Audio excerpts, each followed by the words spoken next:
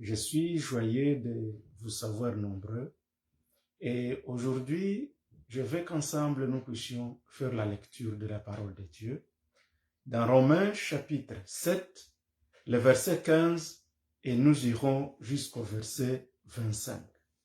La Bible nous dit ce qui suit dans Romains chapitre 7, verset 15 jusqu'au verset 25.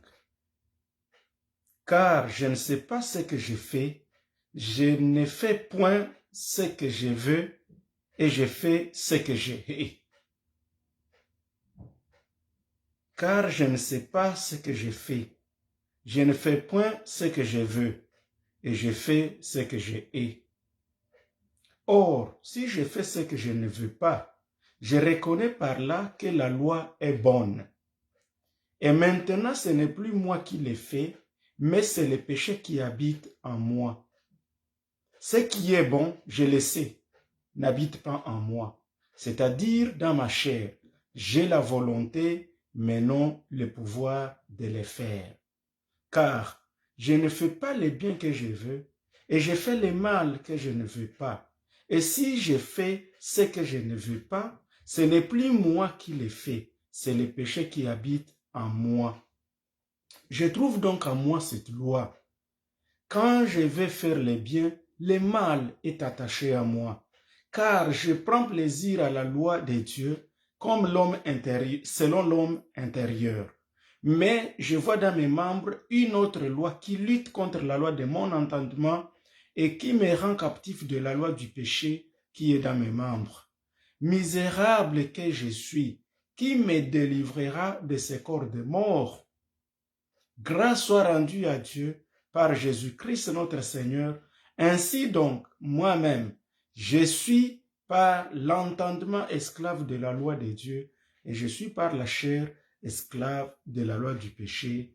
Amen. Père, au nom du Seigneur Jésus-Christ, je te remercie car tu es merveilleux. Merci pour la parole de ce jour. Merci car tu donnes le pouvoir à ceux qui ont la volonté. Au nom de Jésus, je te présente tous les bien-aimés qui suivent cet enseignement ce jour d'aujourd'hui. Ma prière, Seigneur, c'est qu'à tous ceux qui ont la volonté, accorde-leur le pouvoir de le faire. Au nom de Jésus, gloire à Dieu. Amen. Le sujet de notre enseignement aujourd'hui s'intitule « Si tu as la volonté, Dieu te donnera les pouvoirs ». Vous savez, dans la vie, il arrive des personnes, quand ils sont devant des difficultés, devant un certain problème, ils n'ont même pas la volonté, parce que la volonté signifie le désir là intérieur de vouloir faire quelque chose. C'est le souhait intérieur. Donc, ce que tu sens là, à l'intérieur de toi, qui te dit, ça tu peux faire. Exemple, si je vais en parler un peu ainsi, la volonté, par exemple, je suis ici et je voudrais manger et j'ai la nourriture. Alors, si je vais manger et j'ai la nourriture, si j'ai cette volonté-là, Dieu me donnera le pouvoir de toucher, afin de prendre quelque chose et mettre ça dans ma bouche. Je sais qu'à un certain moment, des fois c'est du compliqué à bien saisir, mais je suis pertinemment convaincu que le temps que nous allons être ensemble, le Seigneur va nous aider pour que vous puissiez comprendre ce que signifie que si tu as la volonté, Dieu te donnera le pouvoir. En effet, nous allons parler de la délivrance. Et la délivrance signifie être délié, signifie le fait d'être libéré de quelque chose. Beaucoup de gens en ont parlé, beaucoup de gens en parlent, nous lisons et nous suivons beaucoup d'enseignements sur la délivrance. Cependant, je souhaite que pour le peu de temps que le Seigneur nous accorde, vous puissiez également me donner un peu de temps, de votre temps, pour que nous puissions, par la lumière de la parole de Dieu, saisir encore quelque chose qui nous aidera pour que nous puissions connaître une réelle délivrance dans nos vies spirituelles et dans nos vies physiques et dans nos vies même psychologiques. Je viens de lire un texte dans l'épître de Paul aux Romains Et Paul, l'écrivain, il dit ce qui suit. Je ne sais pas ce que je fais. Je ne fais point ce que je veux. Et je fais ce que j'ai. Donc ici, l'écrivain est en train de montrer qu'il arrive à un certain moment qu'il fait ce qu'il ne veut pas. Et ce qu'il veut le faire, il ne le fait pas. Donc ici, il y a deux éléments. Il existe les biens et les mal. Et l'auteur est en train de nous expliquer que dans la vie, il lui arrive des moments où le bien est là et il voudrait faire les biens, mais il se rend compte que c'est plutôt le mal qu'il vient de faire. Donc au lieu de faire les biens, il a fait le mal. Et pourtant, il sait que selon la loi de Dieu, il doit plutôt faire les biens. Mais il se trouve des fois avoir commis le mal sans le vouloir. Il en revient donc de comprendre que dans la vie, il y a des choses que nous faisons sans le vouloir. Et il y a des choses que nous voulons faire, mais on n'y arrive pas. C'est la raison pour laquelle, ici, il arrive, il dit, j'ai la volonté. Donc si je reviens au verset 18, il dit ce qui suit, ce qui est bon, je le sais, n'habite pas en moi, c'est-à-dire dans ma chair. Mais j'ai la volonté, mais non le pouvoir de faire les biens. J'ai la volonté et non le pouvoir de faire les biens. Quand nous parlons de la délivrance, parce que lorsqu'ici l'auteur est en train d'expliquer, il avance, il dit, car je ne fais pas les biens que je veux, et je fais les mal que je ne veux pas. Et si je fais ce que je ne veux pas, donc ce n'est plus moi qui le fais, c'est le péché qui habite en moi. On sous-entend donc qu'il existe, l'homme n'est pas seulement ce qu'on voit comme le corps, mais l'homme est corps, âme et esprit. Donc, il y a des choses qu'on se rend compte que dans ton intérieur, tu ne voudrais pas les faire, mais tu te rends compte finalement que tu l'as fait. Il y a des gens que nous voyons comme cela. Je donne un exemple qui est en train de se battre. Il voudrait se battre afin de pouvoir lutter contre le vagabondage, contre l'itinérance par exemple. L'itinérance dans la vie, le manque de stabilité. Il se bat par exemple contre un certain péché, à l'exemple comme l'impudicité, l'adultère, la prostitution, ou par exemple l'alcoolisme. Tu te bats et tu trouves quelqu'un, tu parles à quelqu'un, tu lui dis mon frère, ma soeur, qu'est-ce que tu penses à ça? Et la personne vous dit, moi je voudrais aussi être comme vous, je voudrais aussi laisser ce que je suis en train de faire, mais je ne sais pas m'en libérer moi-même. Je ne sais pas sortir de ce gouffre moi-même. Donc, tu vois la personne qui, en réalité, elle a la volonté d'être libérée, mais elle n'a pas le pouvoir d'être libérée. Et ça, je veux que tout un chacun de nous, nous puissions comprendre que l'homme a des limites. Nous avons été créés à l'image de Dieu. Seul Dieu est illimité, seul Dieu est puissant, seul Dieu est tellement grand, lui n'a pas de limites, mais nous les humains, nous avons des limites. Il existe des choses que tu aimes faire, mais tu n'y arrives pas. Tu peux prendre toi-même une décision, tu dis, désormais, je ne voudrais plus consommer de l'alcool. Désormais, je ne voudrais plus me comporter, être un homme colérique. Je ne voudrais plus que toutes les fois, je sois violent. Il y a des personnes qui sont violentes et quand vous lui parlez, vous dites non, je n'aime pas la violence, mais je suis surpris, il m'arrive, j'ai déjà agi d'une manière violente. Et à d'autres personnes, quand vous lui parlez, vous dites, mais est-ce que tu peux me dire qu'est-ce qui s'est passé pour que tu puisses t'acharner comme ça, comme s'il y a un grand problème. Et la personne vous dira, mais je m'excuse d'ailleurs, désolé, je ne le savais pas. Mais qu'est-ce qui mais tu l'as fait encore? Non, il m'arrive des fois, je me rends compte que j'ai fait ça, mais je ne veux pas. Ici, ça signifie donc qu'il y a des choses dans la vie qu'on se trouve, on les a faites, mais on ne veut pas. Donc, dans ta volonté, dans ton souci, tu ne voudrais pas faire le mal, mais tu te rends compte que tu es en train de faire le mal et les biens que tu veux faire, tu ne les veux pas. C'est ça, au fait, l'objectif même et de cet enseignement pour que nous puissions comprendre qu'est-ce que je dois faire pour que cette fois-ci, je fasse le bien que je vais faire et que j'arrête de continuer à faire le mal que je ne veux pas faire. Ça sous-entend donc qu'il y a des étapes, donc les processus que nous devons comprendre. Et au verset 18, c'est alors qu'il dit, j'ai la volonté, mais non le pouvoir de le faire. Donc, car je ne fais pas le bien que je veux, et je fais le mal que je ne veux pas. Et si je le fais, donc ce n'est pas moi. Ça signifie donc que lorsque nous avons été nés, lorsque nous sommes nés, nous devons comprendre que étant tous d'origine adamique, nous avons ce qu'on appelle une racine pécheresse à nous en tant qu'humains. Tout humain qui est né de la chair, qui est descendant d'Adam, nous avons tous hérité les péchés d'Adam. Mais gloire soit rendue à notre Dieu parce que en Jésus-Christ, tous ceux qui reçoivent Jésus comme Seigneur et Sauveur, nous avons été sanctifiés par le sang de Jésus-Christ et c'est alors que nous pouvons surmonter de faire le mal. Et c'est alors que nous pouvons faire les biens que nous voulons, au-delà du mal qui est enraciné en nous, au-delà de ce qui est le résultat du péché qui était en nous. Que Dieu nous aide, bien-aimés dans le Seigneur. Alors il ajoute, il dit, je trouve donc à moi, il y a une loi, et quand je vais faire les biens, c'est le mal qui est attaché à moi. Car je prends plaisir à la loi de Dieu selon l'homme intérieur. Donc, selon l'homme intérieur, j'aime la loi de Dieu. Et je prends plaisir, en d'autres termes, j'aime Dieu.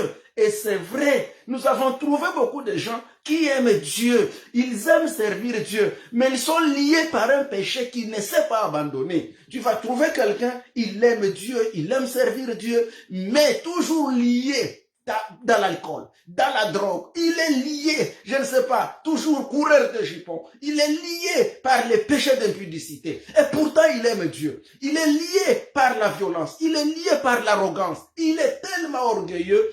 Et pourtant, il aime Dieu. Tu vois la personne, tu dis, mais mon frère, il aime le Seigneur. Ma sœur, elle aime le Seigneur. Mais d'où vient cette attitude? D'où vient ceci?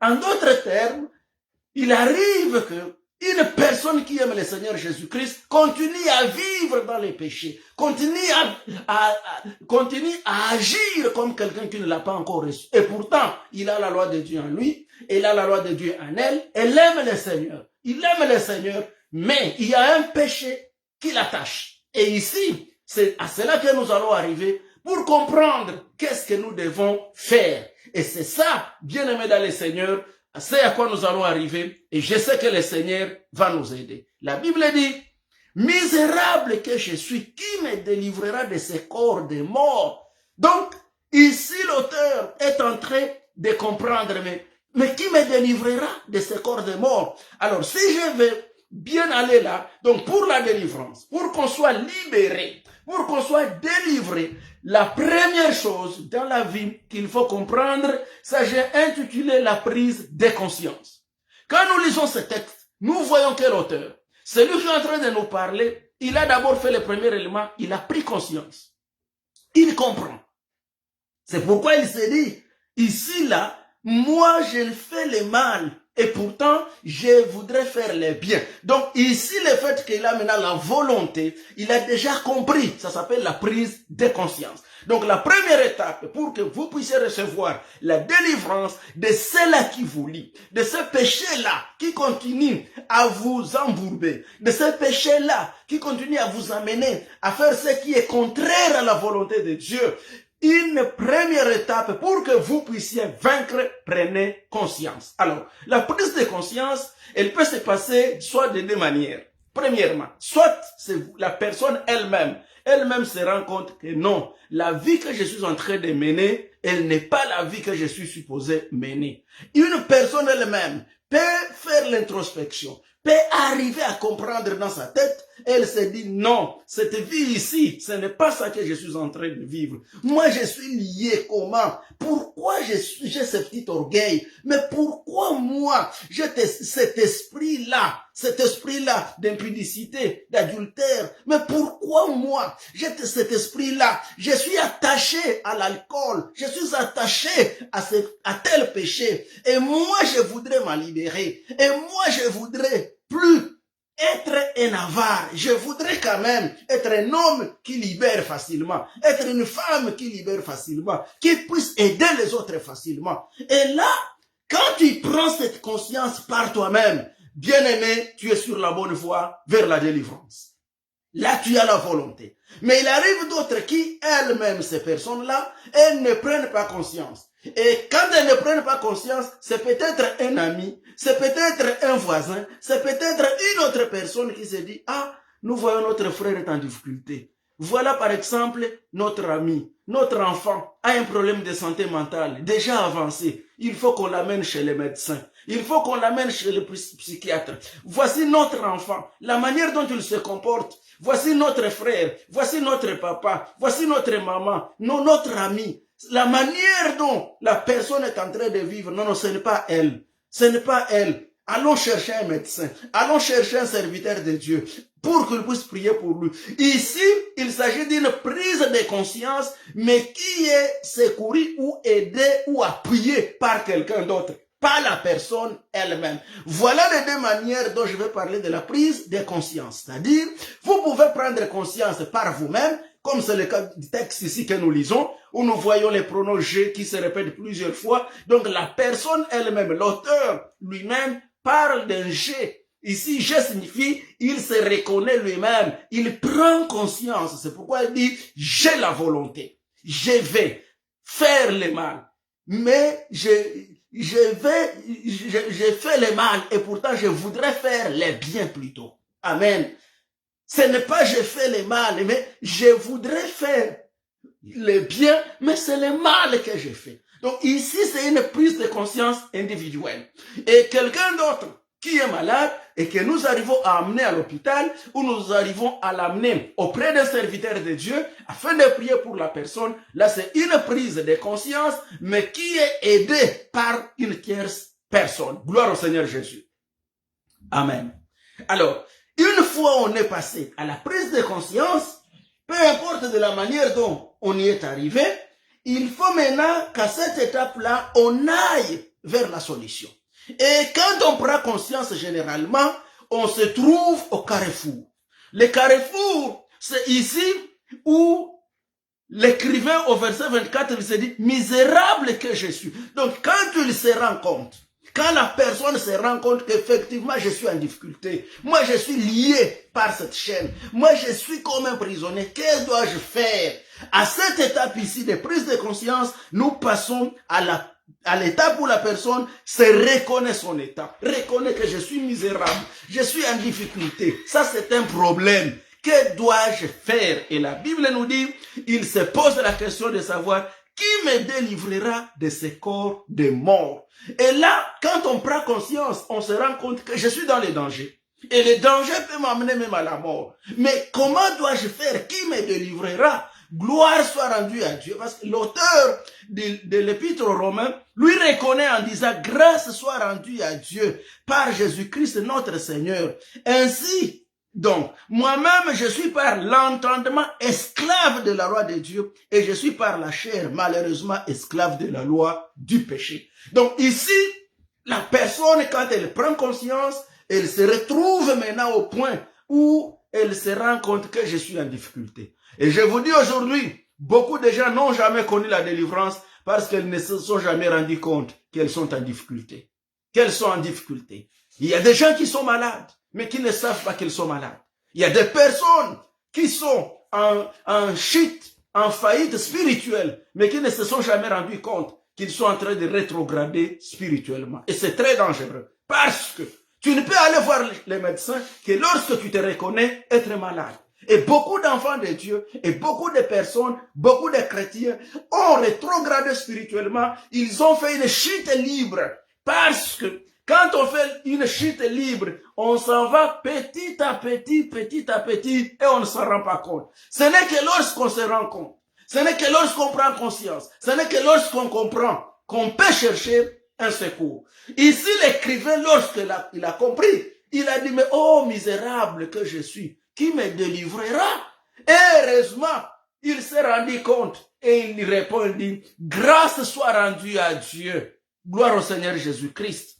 Il dit, par Jésus-Christ notre Seigneur. En d'autres termes, la seule personne habilitée à nous libérer, la seule personne qui a le pouvoir, parce que, je vous ai bien dit, vous avez la volonté. Lorsqu'il arrive que vous avez maintenant la volonté, et ici nous sommes en train de suivre les étapes de tout acte volontaire bien réfléchi, il commence par la prise de conscience. Donc quand vous prenez la conscience, ça signifie vous concevez déjà l'idée et vous vous rendez compte qu'à partir de la conception de l'idée, je suis en difficulté. Alors une fois vous êtes à cette étape-là, vous commencez la délibération. Et après la délibération, là, c'est à l'étape où vous dites, est-ce que c'est vrai ou c'est faux? Une fois vous avez compris qu'effectivement, j'ai besoin d'un appui, c'est alors que vous passez à l'étape de la prise de décision. Et ici, à la prise de décision, c'est là qu'il se dit, mais qui me délivrera? Et généralement, ou dans la plupart des cas, c'est là où les choses deviennent très dangereuses,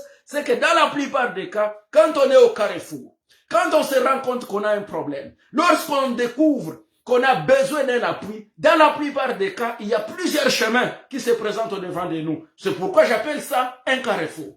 Pour les uns, lorsqu'ils se rendent compte qu'il est lié, pour les uns, ils prennent une décision. Ils se disent, désormais, voilà ce que je vais commencer à faire. Les autres se disent, pour que je sois libéré de ceci, ce qui me lie aujourd'hui. Par exemple, si je me rends compte que je suis lié par, je ne sais pas moi, par l'alcoolisme, ou par l'adultère, ou par je ne sais pas moi quel péché, il y a ceux qui se disent, ok, désormais ma décision que je vais prendre est la suivante, c'est que je vais laisser par moi-même. Et il y en a qui même arrivent à chercher à laisser, mais qui n'y arrivent pas. Et des fois d'autres se disent, si tel est le cas, moi je vais aller chercher un psychiatre, je vais aller chercher un psychologue, je vais aller chercher, par exemple, certaines personnes qui peuvent m'aider à me faire la thérapie. Et on va dans la thérapie. Et il y en a malheureusement qui prennent la voie de la thérapie et finalement après la thérapie, vous avez suivi des séances auprès de thérapeutes et peut-être tu avais un problème de toxicomanie très avancé, mais tu n'arrives pas. Ou tu y vas après une certaine durée d'avoir eu la thérapie, quand tu retournes, tu rechutes encore. Et curieusement, j'en ai vu des personnes qui sont restées peureuses dans leur vie. La personne est allée dans un centre de thérapie pour telle ou telle autre difficulté. Et après, quand on lui dit, monsieur, tu as terminé ta thérapie, tu peux maintenant retourner. La personne vous dit, non, moi je voudrais rester ici parce que si je retourne encore dans la société, là encore, je vais encore rechuter. Et c'est ainsi que nous avons des personnes qui connaissent des chutes et des rechutes tous les temps. Après 6 mois de thérapie, la personne retourne dans la société, la personne rechute encore. Après 3 mois d'avoir arrêté, par exemple, à fumer, d'avoir arrêté à consommer la drogue, d'avoir arrêté à consommer ceci ou cela, d'avoir arrêté une certaine mauvaise vie, vous voyez, la personne revient encore. Et finalement, elle se dit, mais qui me délivrera? Bien aimé, si vous me suivez ce soir ou ce matin, là où vous êtes, je vais vous dire une chose. La Bible nous dit, grâce soit rendue à Dieu par Jésus-Christ. C'est le seul libérateur. Si vous avez essayé toutes les thérapies pour que vous puissiez être libéré d'un problème quelconque, essaye mon Dieu qui est Jésus-Christ. Et je te garantis que si tu viens auprès de Jésus-Christ, ta situation ne sera plus les mêmes. La soif là de l'alcool, la soif là de la cigarette, la soif là d'adultère, la soif là d'impudicité, la soif là de la violence, la soif là de l'agressivité, et tout ce que tu sens, les mal là que tu fais, mais que tu ne veux pas, comme tu as la volonté d'être libéré de cela, viens à Jésus-Christ, il va te libérer. La Bible nous dit, il ne rejette jamais celui qui vient auprès de lui. Gloire soit rendue à notre Seigneur Jésus-Christ. Alors, à cette étape-là de l'intersection ou du carrefour, il y a d'autres qui prennent plutôt la décision d'aller vers Satan. Il y a d'autres qui sentent des pensées leur dire, au vu de ce problème, ce que tu dois faire, va chercher un marabout. Il y a d'autres des pensées qui leur disent, oh, comme tu te rends compte que tu es devenu inutile dans la société, va plutôt te suicider. Et tu vois que toutes ces pensées-là, ce sont des pensées négatives. Ce sont des pensées mauvaises. Mais je vais te dire, bien-aimé dans le Seigneur, la bonne nouvelle aujourd'hui, c'est que Jésus-Christ t'aime encore. C'est que Jésus-Christ, il veut t'aider, il veut t'aider, il veut te secourir. Alors, la Bible nous dit, quand nous lisons, parce qu'il y a ce que tu traverses, c'est pas, tu n'es pas la première personne à connaître cette étape-là, où tu as la volonté de laisser quelque chose, mais tu n'en as pas le pouvoir. Tu n'es pas le premier et tu n'en seras pas le dernier. Mais cependant, il y a une bonne nouvelle, c'est que il y a d'autres qui ont traversé les mêmes étapes que toi et qui ont su où recourir. Nous voyons Jérémie. Jérémie, dans les lamentations de Jérémie au chapitre 3, la Bible nous dit au verset 19, il dit, quand je pense à ma détresse et à ma misère, à l'absinthe et au poison, il dit, quand mon âme s'en souvient, elle est abattue au-dedans de moi. Donc Jérémie aussi est arrivé à un moment donné où il a trouvé une détresse. Il était dans une détresse comme pas possible. Il ne savait pas par où toucher, quoi faire. Mais regarde la solution.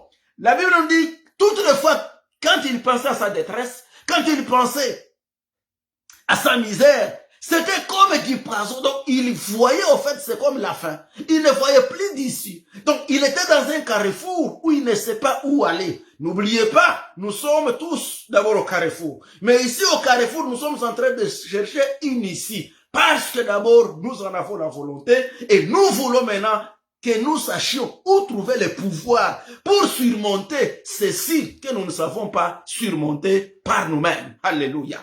Et il dit, au verset 21, voici ce que je vais repasser à mon cœur, ce qui me donnera de l'espérance. Donc, si tu te trouves, bien-aimé dans le Seigneur, au carrefour de la vie, ce que tu dois repasser dans tes pensées, ça c'est très important. Parce que, lorsque nous lisons, bien-aimé dans le Seigneur, dans Philippiens chapitre 4, verset 8, la Bible nous dit qu'il y a des choses qui doivent faire objet de vos pensées. Pour que tu puisses sortir de ces carrefours, là où tu ne sais quoi faire, il y a des choses. La Bible nous dit, Philippiens 4, verset 8, au reste, frères, que tout ce qui est vrai, que tout ce qui est honorable, que tout ce qui est juste, tout ce qui est pur, tout ce qui est aimable, tout ce qui mérite l'approbation, ce qui est vertueux et digne de louange, que tout cela soit l'objet de vos pensées. Donc, quand tu es au carrefour, la première chose que l'apôtre Paul conseille que tu dois prendre en compte, c'est que tu dois faire l'objet de tes pensées. Alléluia.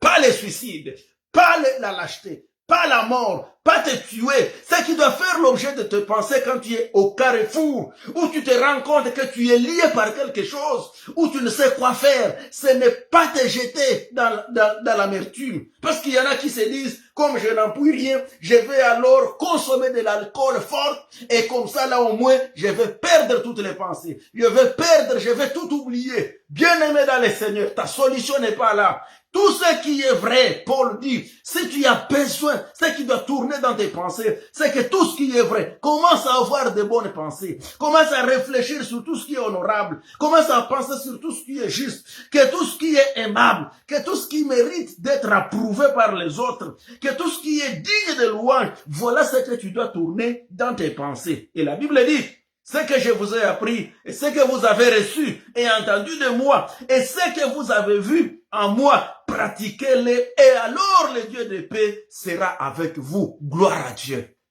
Donc, le Dieu de paix sera avec toi, si une fois au carrefour, tu changes ta façon de penser. Tu as déjà la volonté, et tu comprends. Alors, les pensées sont les suivantes.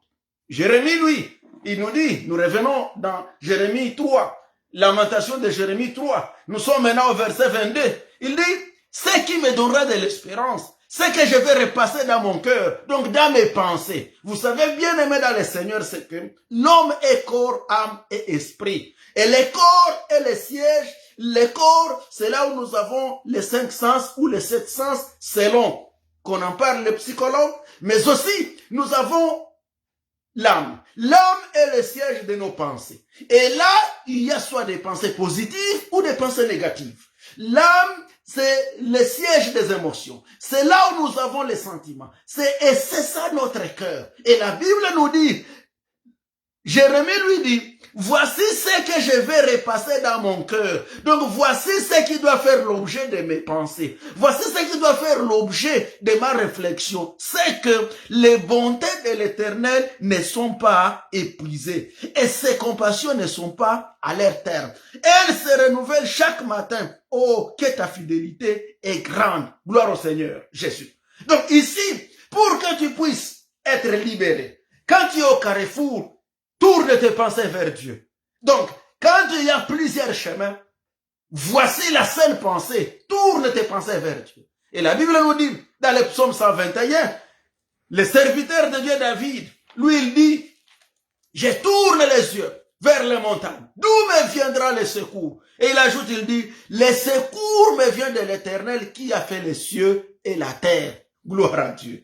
Donc, si tu as besoin d'un appui, pendant que tu traverses, pendant que tu te trouves au carrefour, dans ton carrefour, cherche la seule solution, c'est Dieu. Au carrefour, ce n'est pas aller loin. Parce que quand tu traverses la souffrance, la Bible nous dit dans Job 36, verset 21, Job 36, verset 21, parce que Job, c'est quelqu'un d'autre aussi, qui à un moment donné, il se trouve devant des difficultés. Il se trouve devant une épreuve.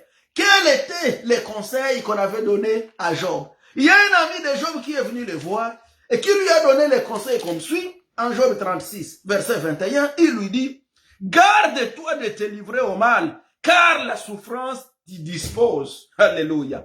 Dieu est grand par sa puissance. Qui saurait enseigner comme lui? Donc ici, la première chose ici, l'ami de Job lui dit, mon ami, je comprends ton problème.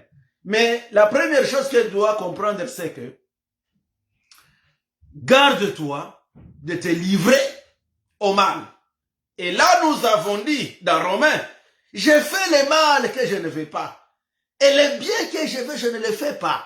Donc, ça signifie quoi? Lorsque on se trouve au carrefour, on a tendance à faire plus le mal.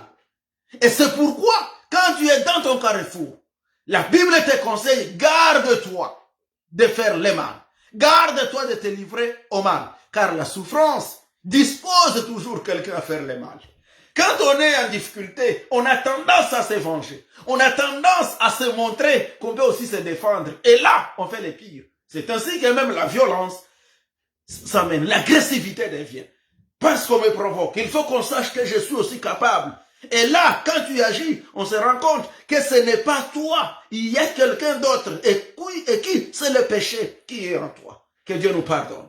Et la parole de Dieu nous enseigne en nous disant, donc, quand tu es au carrefour, ce que tu dois faire et qui te donnera de l'espérance, mets à l'esprit que les bontés de l'Éternel ne sont pas épuisées pour toi, ses compassions ne sont pas à leur terme, et elles se renouvellent chaque matin pour toi. Pourquoi j'ai dit qu'elles se renouvellent chaque matin? C'est parce que dans Ecclésiaste, la Bible nous dit que pour tout celui qui respire encore, il y a toujours de l'espérance. Parce que vaut mieux un chien vivant qu'un lion mort. Parce que il y a encore de l'espérance. Savez-vous qu'il y a encore de l'espérance pour vous? Il n'y a pas de problème qui n'a pas de solution, car rien n'est impossible à Dieu. Que Dieu nous aide et que Dieu nous bénisse. Alléluia. Mes frères et sœurs, qui me suivez maintenant, je veux que nous avancions progressivement. Nous sommes maintenant à l'étape de prendre la décision. Et maintenant, tu prends la bonne décision de mettre quelque chose dans tes pensées. Parce que le Proverbe 23:7 nous dit que l'homme est ce que sont ses pensées. Donc, si tes pensées sont positives, si tes pensées croient en toi qu'effectivement, je suis au carrefour, mais je peux encore être libéré, surtout comme j'en ai la volonté, alors Dieu te donnera le pouvoir. Et Jésus, lorsqu'il enseigne ses disciples, dans Luc 10:19, il leur dit, voici, je vous donne le pouvoir de marcher sur les serpents et les scorpions et rien ne pourra vous nuire. Donc, marchez sur les serpents et les scorpions et sur toute la puissance de l'ennemi et rien ne pourra vous nuire. Donc, mets d'abord à l'esprit que tu n'es pas seul. Une fois que tu te trouves dans cette situation, ce que tu es invité à faire, c'est de comprendre que tout se joue dans ta tête. Ce que tu crois, c'est ce qui t'arrive. Si tu crois que tu t'en sortiras avec l'aide de Dieu, alors tu t'en sortiras.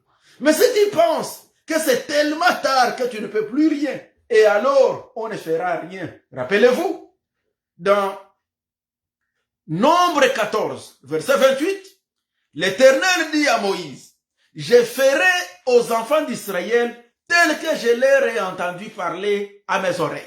Parce que le Seigneur avait demandé à Moïse d'envoyer des espions pour aller espionner Canaan. Et là, il lui dit, dites aux enfants d'Israël, de retour, ils amènent les fruits et 10 donnent les rapports comme quoi, oui, le pays que le Seigneur nous a promis, c'est vraiment un pays où coule le lait et le miel. C'est un pays beau, il est joli, nous l'aimons. Mais malheureusement, nous avons trouvé de géantes personnes là, d'ailleurs même les fils d'Anakim, les Anakim, les fils d'Anak, et nous là, on s'est vu même comme des sauterelles devant et on ne peut pas les vaincre. Et la Bible dit, toute l'assemblée a pleuré toute la nuit. Mais deux autres, Caleb et Josué, ils ont un esprit différent. Ils ont dit au peuple, c'est vrai ce que nos collègues vous disent, mais si Dieu nous est favorable, nous entrerons dans ces pays et nous les prendrons en possession parce que Dieu nous l'a promis. Et la réponse de Dieu, lorsque l'assemblée était en train de pleurer, et les autres, donc les deux personnes, la Caleb et Josué, sont restés de leur côté et la majorité a pleuré. La Bible nous dit, dans Nombre 14, verset 28, le Seigneur répond en disant ceci.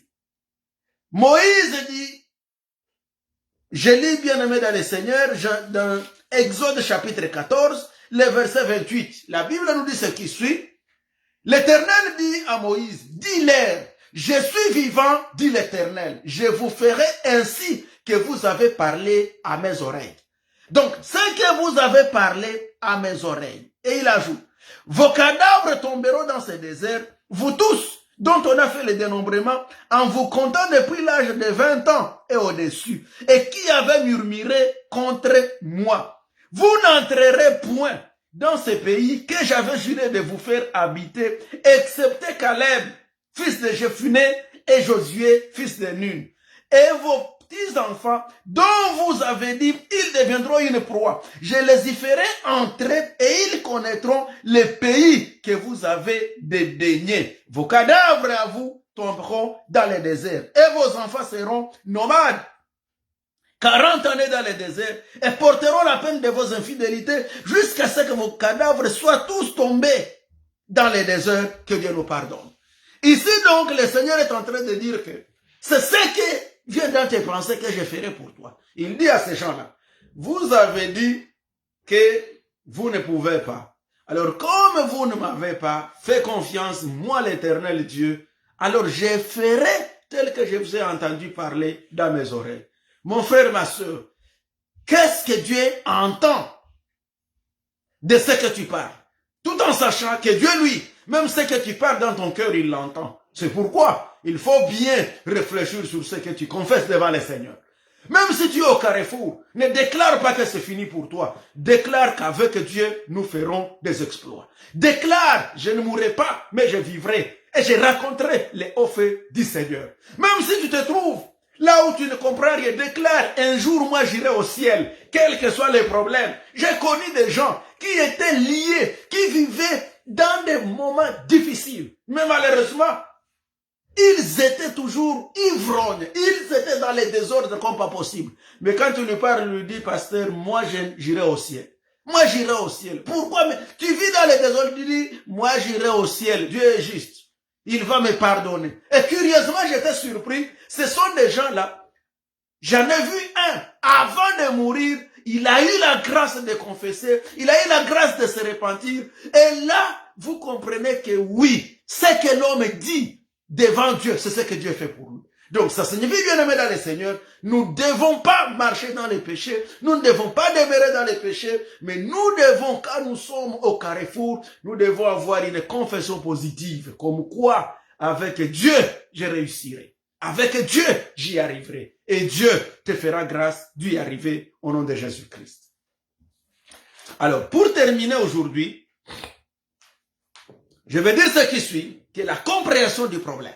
Si tu comprends d'abord ton problème, tu en as la volonté.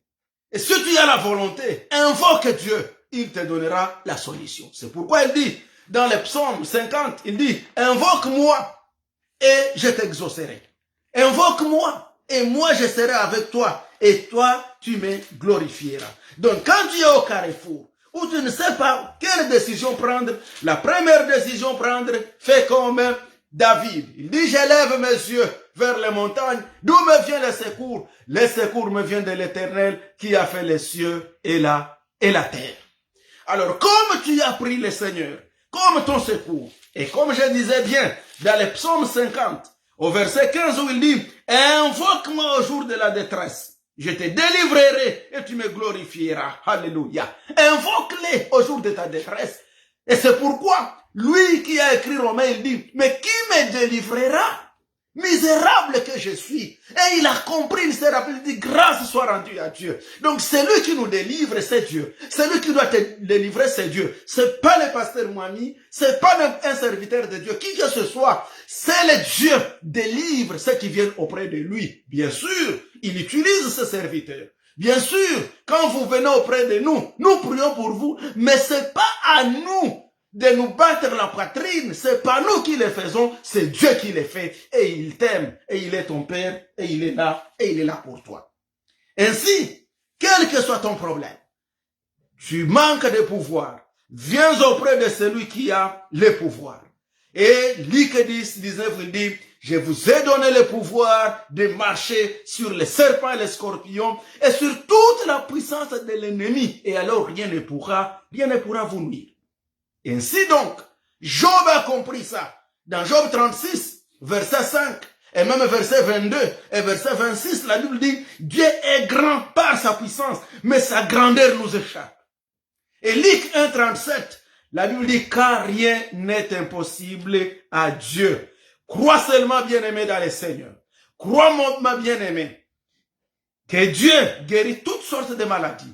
Maladies physiques, maladies psychologiques, maladie psychique, maladie mentale, maladie spirituelle. Jésus guérit toutes sortes de maladies. Et il dit, je suis l'Éternel qui te guérit. Exode 15, 26, Jéhovah Rapha. Donc, quel que soit ton problème, une fois tu l'as décortiqué, une fois tu as pris conscience, prends la décision d'aller vers lui. Sors du carrefour. Quand tu sors le carrefour, approche-toi de lui. Et la Bible dit, dans Hébreux chapitre 4 verset 16, il dit, approchons-nous donc avec assurance du trône de grâce afin de trouver miséricorde et d'être secourus dans nos besoins. Approche-toi du trône de grâce. Toi qui me suis ce soir, approche-toi, parce que maintenant je veux prier. Approche-toi du trône de la grâce pour que tu trouves la solution à ton problème. Je ne sais pas qu'est-ce qui te lie. C'est peut-être la méchanceté, c'est peut-être la violence, c'est peut-être l'orgueil, c'est peut-être l'alcoolisme. Tu ne sais pas t'en débarrasser. C'est peut-être la cigarette qui te lie, c'est peut-être l'adultère. Je ne sais pas les péchés qui te lient, mais je sais une chose, c'est que la Bible nous dit que le sang de Jésus-Christ est capable de briser toutes les chaînes. Alléluia. Que les chaînes tombent. Que les chaînes du diable tombent dans ta vie. Que les liens familiaux qui ne sont pas pour ton bien tombent dans ta vie. Au nom du Seigneur Jésus-Christ. Que les chaînes de maladies, les maladies héréditaires, qu'elles tombent au nom du Seigneur Jésus-Christ. Que tout ce qui te fait manquer la paix, tout ce qui t'amène à faire le mal que tu ne veux pas, au lieu de faire le bien que tu veux, que ça tombe ce soir au nom de Jésus. Alléluia. Bien-aimé, je veux prier pour vous. Et la Bible nous dit, voici une prière que tu dois faire. Ta prière, c'est dans Jérémie 17, verset 14. La Bible nous dit dans Jérémie 17, verset 14, guéris-moi, Éternel, et je serai guéri. Sauve-moi, Éternel, et je serai sauvé pour ta gloire. Alléluia. À toi la gloire. Lève tes mains et dis, guéris-moi, ô Éternel, de quelque maladie que ce soit, quelle que soit la maladie que tu as. Tout ton problème, j'appelle ça maladie. Que ce soit les maux de tête, que ce soit les maux de ventre, que ce soit les cancers, que ce soit n'importe quelle maladie, mon frère, ma soeur, c'est toi qui sais les noms des maladies. Je ne suis pas médecin pour savoir les noms des maladies, mais au moins je sais qu'il y a des maladies qui attaquent le corps, il y a des maladies qui attaquent l'âme et des maladies qui attaquent l'esprit. Alors toutes ces maladies-là, Psaume 103, verset 3, la Bible dit, c'est lui qui guérit toutes tes maladies. Alléluia. Alors, Jérémie 17, 14, prie ça avec moi, dis, guéris-moi, ô Éternel, et je serai guéri. Sauve-moi, et je serai sauvé. Alléluia. Car à toi la gloire. Gloire soit rendue à Dieu. Et vous savez que si nous croyons, notre guérison germera promptement. Si tu crois, la guérison viendra. Si tu crois, tu verras la gloire de Dieu. Amen. Oh Seigneur Dieu, je te bénis, car tu es là. L'écrivain aux Romains, il a dit, j'ai la volonté, mais le pouvoir me manque. Seigneur, nous venons auprès de toi pour demander le pouvoir de guérison, le pouvoir de délivrance. Délivre tes enfants, Seigneur. Tu connais ceux-là qui ont la volonté de te servir. Tu connais ceux-là qui ont la volonté d'être libérés. Tu connais ceux-là qui choisissent et qui voudraient, Seigneur, être libérés, mais ils se sentent toujours liés. Je te prie, Père, que tu puisses les délivrer. Guéris-les, Seigneur, et ils seront guéris. Délivre tes enfants, et ils seront délivrés. Au nom du Seigneur Jésus-Christ. Le psaume 107, verset 20, la Bible nous dit, il envoya sa parole et sa parole les guérit. Seigneur, ta parole, ce sont les médicaments qui guérissent tes enfants. Envoie ta parole dans les foyers, dans les familles, au nom de Jésus. Envoie ta parole dans les cœurs des enfants de Dieu. Envoie ta parole dans les vies de tes enfants et ils seront guéris au nom de Jésus. Gloire à toi, Seigneur Dieu. Amen. Que Dieu vous garde.